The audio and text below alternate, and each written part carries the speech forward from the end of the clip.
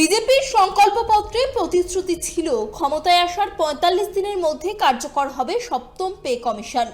তার ফলে সরকারি কর্মচারীদের বেতন পরিকাঠামোয় বদল আসবে।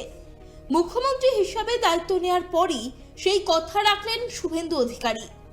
রাজ্যে সপ্তম পে কমিশনে শিলমোহর দিল রাজ্য সরকার। সোমবার রাজ্য মন্ত্রিসভার দ্বিতীয় বৈঠকের পর এই সিদ্ধান্তের কথা জানান মন্ত্রী অগ্নিমিত্রা পাল। যদিও ডিএ নিয়ে দিনের বৈঠকে কোনো আলোচনা হয়নি, তবে তা এজেন্ডায় রয়েছে বলেই জানান মন্ত্রী। রাজ্য সরকারি কর্মচারী এবং বিধিবদ্ধ সংস্থা, বোর্ড, নিগম, স্থানীয় সংস্থা, শিক্ষা প্রতিষ্ঠান ইত্যাদি কর্মচারীদের বেতন কাঠামো সংশোধনের লক্ষ্যে সপ্তমতম রাজ্য বেতন কমিশনের গঠন। তবে সপ্তম পে কমিশনে রাজ্য সরকার শিলমোহর দিলেও ডিএ নিয়ে সিদ্ধান্ত না হওয়ায় এখনই খুশি হতে পারছেন না বলে জানিয়েছেন সংগ্রামী যৌথ মঞ্চের সদস্যরা।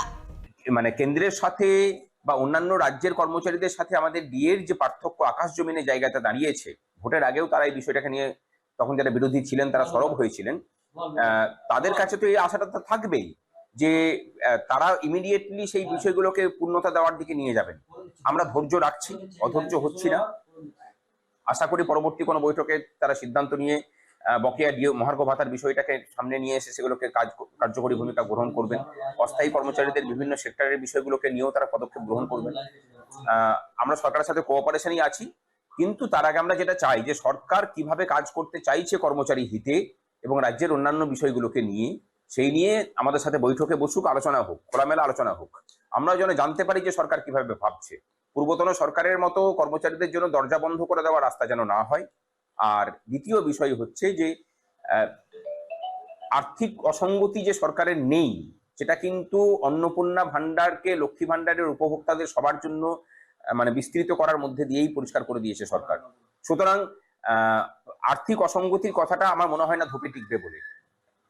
হ্যাঁ, সেটা তো একটা ব্যাপার ছিল যে গত সরকার অন্তর্বর্তী বাজেটে 4% মহার্ঘ ভাতার কথা ঘোষণা করে গিয়েছিলেন এবং 1 এপ্রিল থেকে সেটা দেওয়ার কথা বলেছিলেন।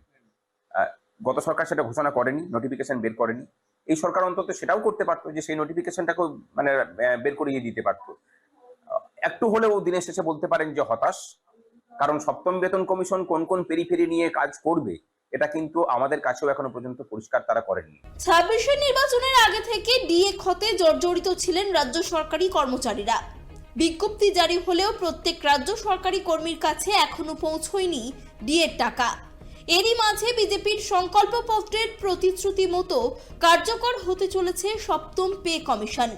তার ফলে বেতন পরিকাঠামোয় বদল আসবে। সপ্তম পে কমিশন কার্যকর হওয়ায় রাজ্য সরকারি কর্মচারীদের ভাগ্য যে খুলল তা বলাই বাহুল্য। ক্যামেরায় সূর্য শঙ্কর অধিকারীর সঙ্গে দেবযানী সরকারের রিপোর্ট, কেটিভি বাংলা।